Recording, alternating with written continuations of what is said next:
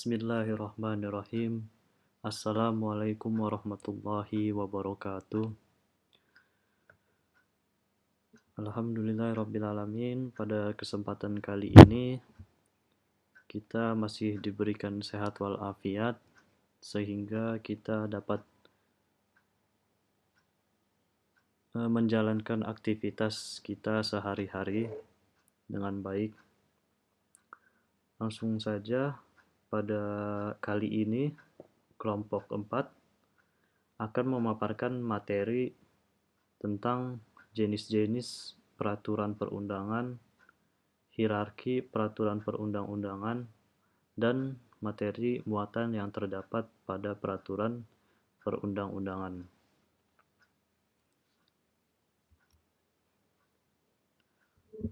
Pada masa Hindia Belanda, jenis peraturan perundang-undangan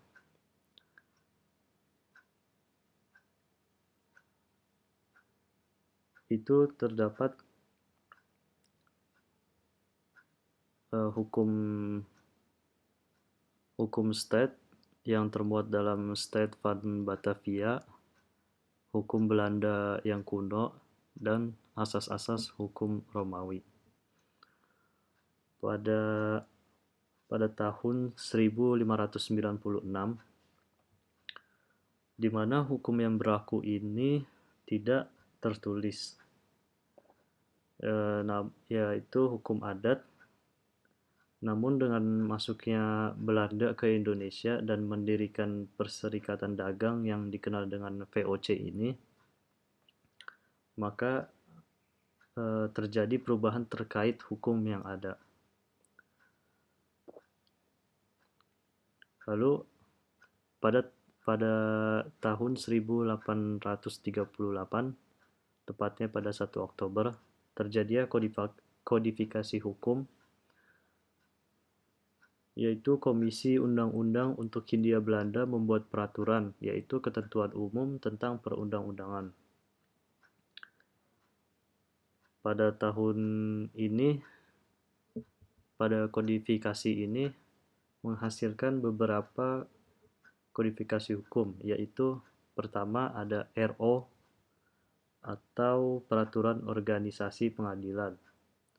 Lalu yang kedua ada BW, itu Kitab Undang-Undang Hukum Sipil. Yang ketiga ada WFK, itu Kitab Undang-Undang Hukum Dagang. Yang keempat ada RV, Peraturan tentang Acara Perdata. Dan yang kelima itu ada IR, yaitu Reglement Bumi Putra, Peraturan tentang Acara Perdata yang berlaku untuk Bumi Putra.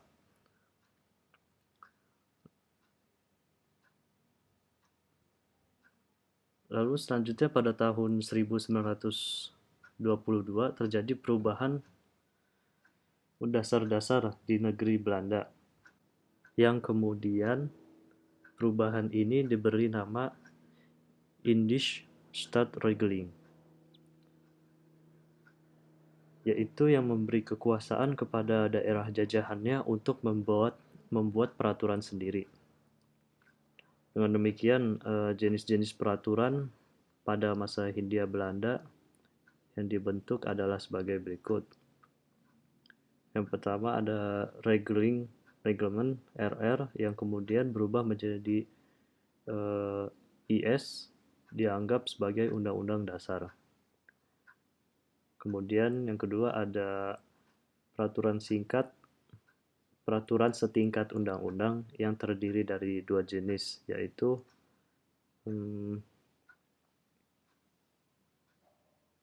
ordonansi yang dibuat oleh Gubernur Jenderal dengan persetujuan Volksraad yang mengatur mengenai pokok-pokok persoalan menyangkut Nederland Indi.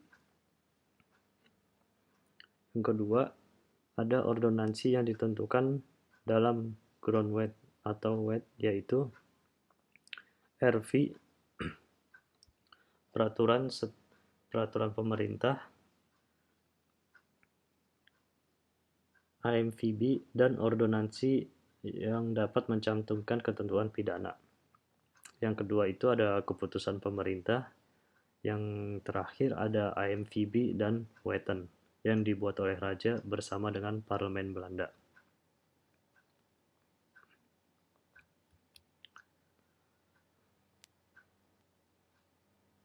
Lalu ada jenis peraturan perundang-undangan pada masa pendudukan Jepang. Jepang ini tidak lama berkuasa di Indonesia, namun pada masa berkuasa Jepang terdapat jenis peraturan perundang-undangan yang ada. Yaitu yang pertama ada Osamu Seirei, merupakan peraturan yang dikeluarkan oleh pemerintah sipil. Yang kedua ada Osamu Kanrei, yang merupakan peraturan yang dikeluarkan oleh kepala staf. Lalu pada masa kemerdekaan, masa ini terbagi menjadi beberapa periode, yakni masa setelah kemerdekaan, tanggal 17 Agustus tahun 1945, yaitu berlakunya Undang-Undang Dasar 1945, masa berlakunya Konstitusi Republik Indonesia Serikat, Undang-Undang Dasar Sementara, dan masa reformasi, Undang-Undang tahun 1945 pasca amandemen. Masa berlakunya Undang-Undang Dasar tahun 1945. Adapun jenis-jenis peraturan yang ada pada tahun 1945 itu ada peraturan pemerintah. Kedua, ada peraturan pemerintah pengganti undang-undang Perpu. Lalu ada penetapan presiden, peraturan presiden, penetapan pemerintah, maklumat presiden, dan maklumat wakil presiden.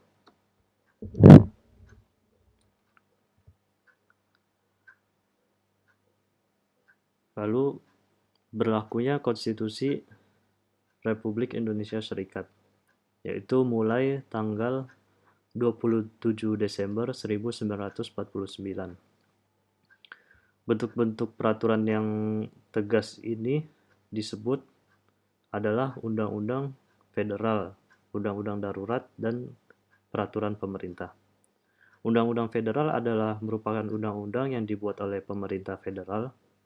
Undang-Undang Darurat adalah undang-undang yang dikeluarkan untuk mengatur penyelenggaraan pemerintah federal yang karena keadaan-keadaan yang mendesak perlu diatur dengan segera. Peraturan ini mempunyai kekuasaan dan kuasa undang-undang federal. Yang ketiga ada peraturan pemerintah, yaitu peraturan untuk menjalankan ketentuan undang-undang yang ditetapkan oleh pemerintah. Peraturan ini dapat memuat ancaman hukum atas pelanggaran aturan-aturannya. Pada saat berlakunya Konstitusi Republik Indonesia Serikat, dikeluarkan Undang-Undang Nomor 1 Tahun 1950 tentang jenis dan bentuk peraturan yang dikeluarkan oleh pemerintah pusat, pemerintah negara bagian Republik Indonesia, Yogyakarta yang merupakan negara bagian dari Republik Indonesia Serikat.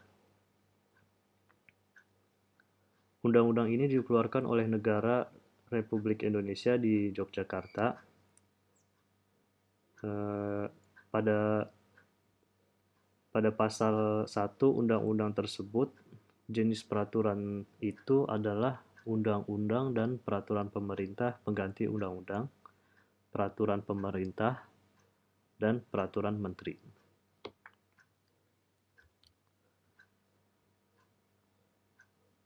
Berlakunya Undang-Undang Dasar Sementara tahun 1950.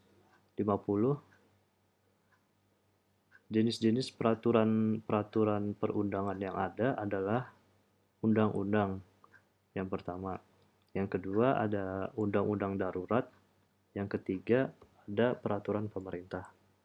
Selain peraturan di atas ini, ada peraturan lainnya, yaitu peraturan menteri, keputusan menteri, dan peraturan tingkat daerah.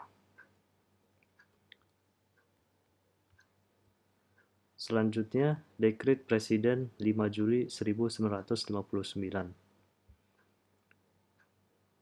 Setelah keluarnya dekret ini, bangsa Indonesia kembali kepada Undang-Undang Dasar 1945. Lalu ada bentuk-bentuk peraturannya. Yang pertama itu ada undang-undang, yang kedua ada peraturan pemerintah, dan yang ketiga ada peraturan pemerintah pengganti undang-undang. Adapun bentuk lain dari peraturan setelah dekret ini ada penetapan presiden, peraturan presiden, peraturan pemerintah, keputusan presiden, dan peraturan menteri dan keputusan menteri yang dibuat oleh kementerian-kementerian negara atau departemen-departemen pemerintah.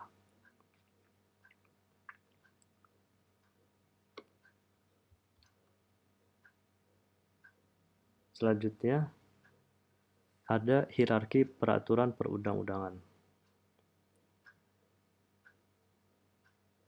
Hierarki ini adalah peraturan perundang-undangan yang ada perjenjangan setiap jenis peraturan perundang-undangan yang didasarkan pada asas bahwa peraturan perundang-undangan yang lebih rendah tidak boleh bertentangan dengan peraturan perundang-undangan yang lebih tinggi.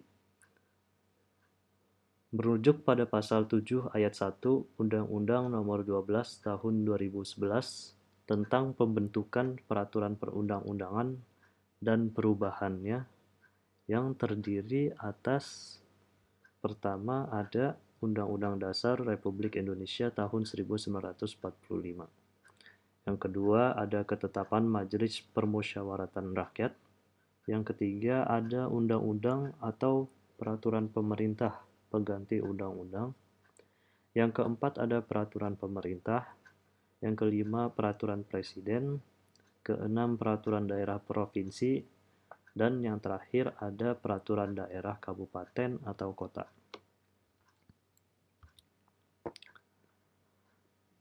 Adapun materi muatan yang terdapat pada peraturan perundang-undangan. Materi muatan ini sangat penting untuk kita perhatikan agar tidak menjadi tumpang tindih pengaturan maupun penyalahgunaan wewenang. Materi muatan undang-undang ini misalnya tidak jelas tidak boleh diatur dalam suatu peraturan pemerintah atau peraturan presiden karena undang-undang mempunyai karakteristik tersendiri sebagai suatu peraturan perundang-undangan tertinggi di bawah konstitusi yang dimuat bersama oleh eksekutif dan legislatif.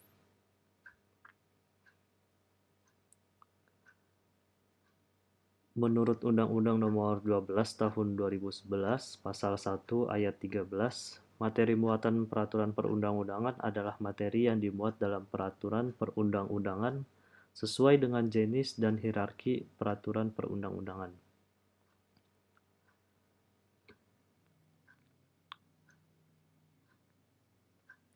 Adapun materi muatan dalam Undang-Undang Dasar, menurut Miriam Budiarjo, setiap undang-undang memuat ketentuan sebagai berikut.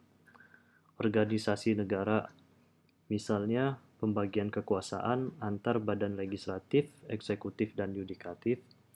Kedua, hak asasi manusia, walaupun dapat diatur dalam naskah tersendiri. Ketiga, prosedur perubahan undang-undang dasar. Keempat, larangan untuk mengubah sifat tertentu dari undang-undang dasar. Kelima, memuat cita-cita dan asas ideologi negara. Yang kedua, materi muatan dalam undang-undang.